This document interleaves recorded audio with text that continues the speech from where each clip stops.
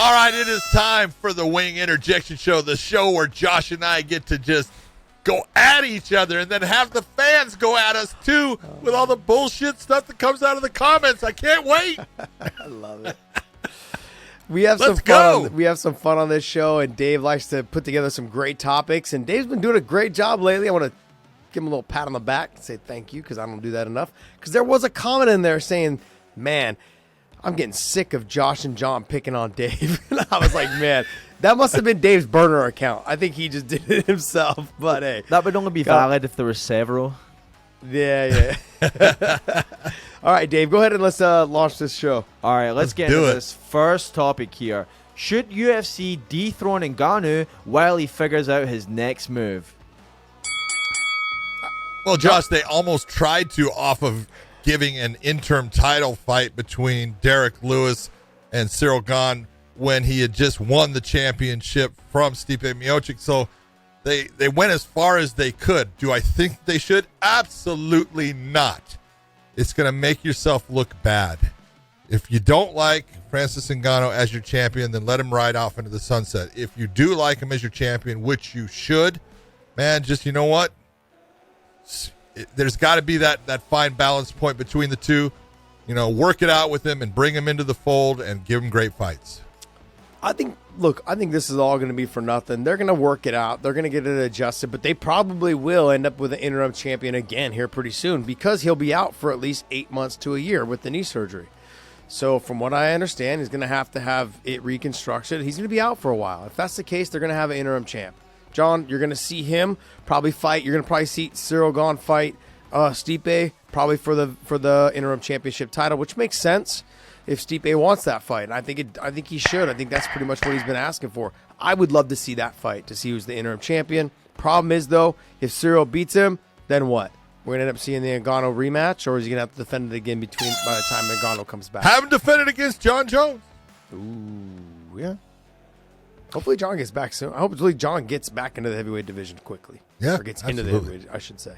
Next. All right, let's get into topic number 2. And it's time for some fighting words. Let's get your guys' reactions to some mean comments. We're going to go. Let's go. Big John, then Josh. Big John, then Josh. And then we'll call it a day. So first one is from S. Shepherd, who says, Big John is annoying AF. Annoying as fuck. Big John is annoying. Well, first off, the way you write John, I'm thinking you're saying Big John Jones, and you're right. He is annoying as fuck. Now, look at. Let's just be honest. My wife thinks I'm annoying as fuck. What the hell do I care what you think? You got to spend more time with him, guys. You'll understand. It's just the way he is. He was born that way. Come on, I'm fun. You know it. I know. We have so much fun together, man. The first one for Josh is from Comfortably Numblug, who says, no one gives a fuck about your flights, Josh. My flights. Oh, my flights. Okay, I forgot we were talking about your flights. I thought you were saying fights. Yeah. It's so funny because Comfortably Numb whatever guy, if you actually read the comments like I did, instead of just posting and talking trash, you would realize that tons of people actually requested more comments, more stories like that about what we do when we're on the road and what we do in terms of traveling and stuff like that. So you need to read the comments, buddy, because people enjoy when we tell stories like that. Like when I asked John about the history of the sport, they love this type of stuff. So I hate to break it to you, buddy. More to come. Next one for Big John. This was in response to last week when we talked about more tournaments in MMA. Anthony Workman says, John Steel Trap has slipped the last tournament the UFC had was the flyweight 4-man to introduce the weight class. Yeah, you know, he's right about, I didn't bring that up because it was very similar to the lightweight, and you had the draw between Benavidez and Demetrius Johnson, I believe it was. And or was it? No, it might have been Uncle Creepy. I could be wrong about it being Joe Benavidez, but yeah, you know, hey, I can't remember everything. I'm sorry. It's only been 30 years of fighting. If I forget a fight or a tournament, I apologize. Just I so am you guys, sorry. just so you guys understand, I've noticed the same thing. He is slipping. So I mean, it's kind of driving me nuts because I need him to carry me a little bit, as you guys all point out every show. John needs to carry me with his knowledge, so I need him to stay on track. So, anyways, All right, last one for Josh from Tall, Long, and Lanky, who says, "How about them Chiefs, Josh?" What an That's a asshole. low blow. What an asshole. That's a low blow. You cut me deep, Shrek. You cut me did. real deep. Yeah. And then not to mention, you're using my saying to cut me deep. Tall, long, and lanky is your handle. That's messed up, man. That's Hey, man. awesome. They I like that one. Like But I've said, that was cold. Like I've said, man, we are great at from the come behinds. Like we're good at coming back. We're also really good at blowing the lead. And so we played the Bengals 3 weeks before that, and we lost. I Did think the it was an same 18-point lead we lost. This time it I was would a say 17. 15, yeah. Something like that. Man, It was 18 this time. 18 this time and 17 last time, I believe is what it was. Yeah, Crazy. just upsetting. But, hey, always next year, get them back. That's the best we can do. All right, let's get into this third topic. Name a co-main event that helps UFC 272 excel in pay-per-view buys. It's easy for me, John. Go. Joanna says she's ready to come back, and I'd like to see her and Wei Lee fight again. I would love to see that, and I think that's a barn burner of a fight to go ahead and lead right into that action-packed fight that we believe is going to be the main event for Colby and Masvidal. Masvidal. Perfect. Yeah. I think I would say if I was going to switch something around, I'm going to put Gilbert Burns against Khamzat Chimaev. That would be a great fight to bump up the interest in that card. Put that as the co-main. I definitely would be watching.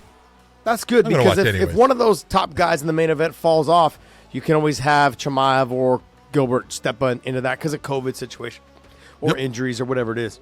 Yep. You have two guys that are pumped and ready to fight. Good. I like that. Good call.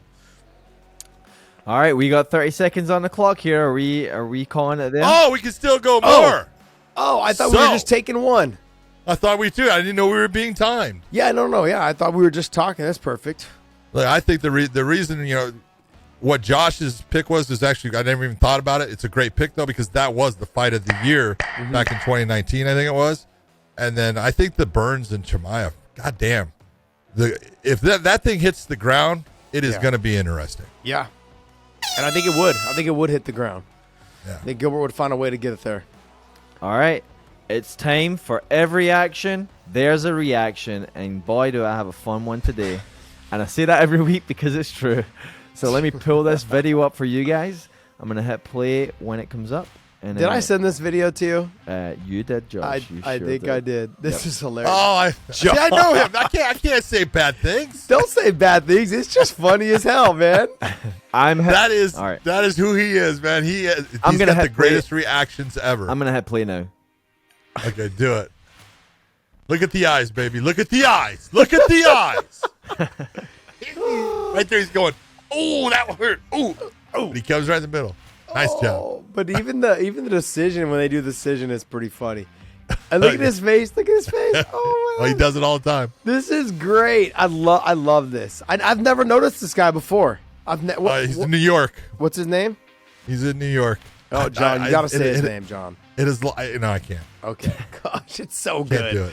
But it's good. It's Not wrong. in a bad way. It's just No. his facial Look, reactions. I've been on calls with him. Mm-hmm. He's a great guy, but he definitely has facial reactions, and he's got some quirky moves in the ring. Oh. But he's a very good boxing referee. Awesome. That's awesome. All I right, love him. fifth and final topic. What would be the best champ versus champ fight in 2022? Go for it, John.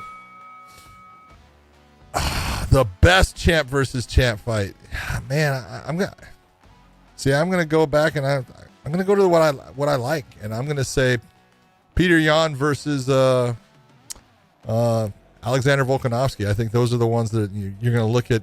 If that's what they are right now, I would like to see an ex-champ in Henry Cejudo fighting either guy. I think that would be fantastic too. But if I'm going to pick two weight classes right now, I would say let's see, Peter Yan, even though Peter Yan's actually the interim champion, and I'm kind of bypassing Aljo. Sorry, Aljo. I'm going to go with Yan versus No, you're not. You're not sorry. Volkanovski. Sorry, not sorry, buddy. All right, Sorry, look, not sorry. I'm going to go right to. I feel like he hasn't been challenged in a while. I think he needs to be challenged. Is Gegard Mousasi fighting the winner of the World Grand Prix at the 205-pound division? Whether he fights Nemkov or Corey Anderson, he needs to fight at the 205-pound division. He's fought at heavyweight. He's fought at 205. It's time for him to get a challenger that can really put in some work. Now, I know Lovato Jr. had beat him, and Lovato had to retire because of some of the issues, but I would have liked to have seen a rematch in that fight because that fight was a great fight as well. But I think he really needs to step up the competition. He is getting a little bit older. He's 36, 37, somewhere around there now. But I think the winner of that fight in the World Grand Prix in the 205, he needs to fight Corey Anderson or Nemkov because I think stylistically he's good for that. And I don't think my horn came through there, but that is time. All right, guys. Well, hey, make sure you guys hit the subscribe button. And also hit the little bell so you guys know when this show drops. All right, we will drop it at different times periodically throughout the week. But as everyone found out on our big show, we weren't able to drop our show until Monday morning because of the travel situation in Arizona. So that being said, make sure you guys hit the bell for notifications. We want to thank you guys for continuing to support us. Go to ProWrestlingTees.com/WayneIn. Use that promo code and still pick up a new shirt there that we have out called Beast Mode. Great design done by John Wayshank on Instagram. You guys can hit him up at Wayshack on there. So check it out. He's got great artwork. He's also available to purchase. But want to thank you guys so much for continuing to support our show. John, take us off. Everyone out there, thank you for listening. Hope you had fun, and we will see you